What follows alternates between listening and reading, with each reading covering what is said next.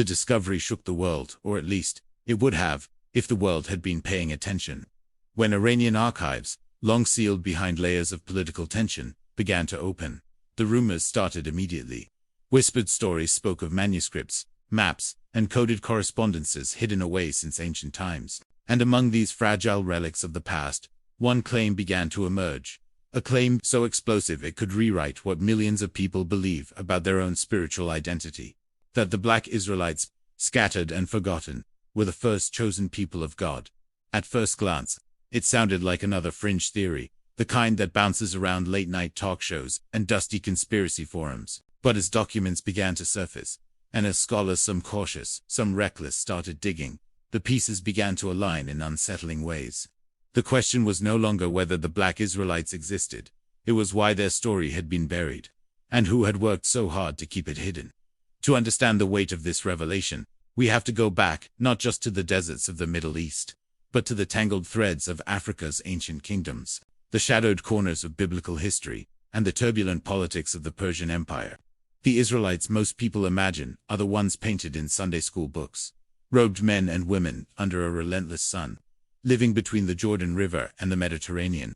But history is rarely that neat. There were migrations, exiles, intermarriages, and wars, and within those movements, tribes that vanished from the historical mainstream, only to reappear centuries later in unexpected places. Persian records, now being translated, contained repeated references to a people called the Shasu and the Habiru, names long debated among historians. Some researchers argue that these were early Israelites, but with physical descriptions that don't match the Europeanized images familiar in modern art.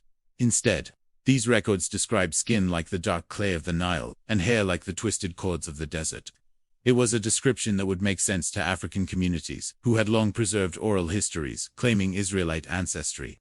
For centuries, these oral histories were dismissed as legend. Ethiopian Jews, the Beta Israel, were treated as an isolated curiosity. The Lemba of southern Africa, with their priestly clans and dietary laws, were considered a cultural oddity.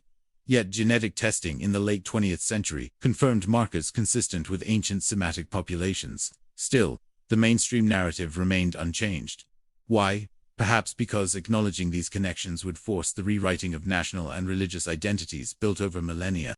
Iran's role in this story is not incidental. During the Babylonian exile, many Israelites found themselves in the heart of what is now Iran, under the Persian Empire. Cyrus the Great famously allowed them to return to Jerusalem, but not all did. Some stayed intermarried, or migrated south through trade routes, stretching into Arabia and the Horn of Africa. And within Persian administrative documents, there are tantalizing traces of these communities. Shipments of goods labeled in scripts, mixing Hebrew and Old Persian. Census rolls naming families whose descendants still live in remote African villages. When these archives began to open in the 21st century, after decades of being locked away due to geopolitical tensions, the first to gain access were not Western scholars, but Iranian historians. Some quietly began leaking translations to trusted colleagues abroad. A cache of correspondence letters written between Jewish communities in Persia and their brothers in the lands of the sun hinted at a vast network stretching deep into Africa. These were not missionaries, but kin. The letters spoke of shared covenant, mutual aid, and warnings about foreign empires seeking to destroy their lineage. As this information trickled out, it collided with another force, the internet's hunger for forbidden history. Videos, blogs, and podcasts began amplifying these fragments, often mixing solid research with wild speculation. And yet, within the noise, a pattern emerged.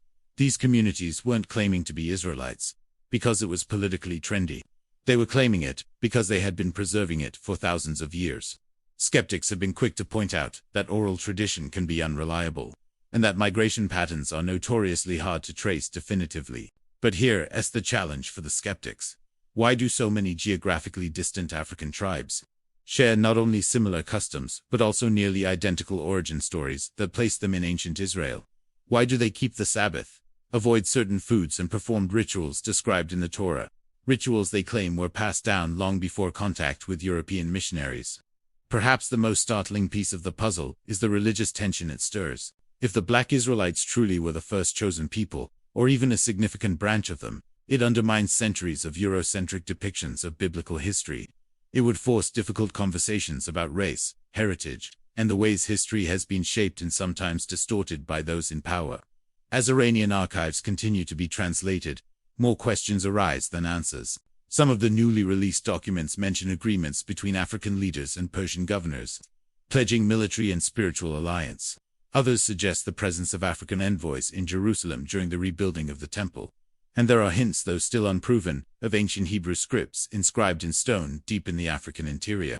Far from the traditional boundaries of Israelite territory, we must also consider the uncomfortable possibility that these records were deliberately ignored by past scholars. After all, history is not a neutral field. The stories we tell, and the ones we bury, shape the identities of nations and faiths. Acknowledging a broader, darker-skinned Israelite heritage could shift power in ways that threaten entrenched religious and political hierarchies. And so, the story of the Black Israelites and the Iranian vaults is not just about the past. It's about the present, about who gets to define truth, and who has the authority to say where the people of God came from. It's about identity, belonging, and the uncomfortable reality that the Bible-as chosen people may have looked very different from how most of the world imagines them. For now, the vaults are only partially open.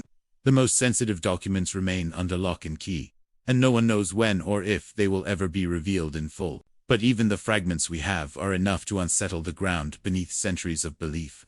And as more voices join the conversation, from scholars to elders to young people hungry for a history that includes them, the question lingers in the air like an unanswered prayer. Who were the first chosen people? And why have we been told a different story for so long? The answer may be hidden in plain sight in the skin, the songs, and the sacred words of communities who have never forgotten who they are.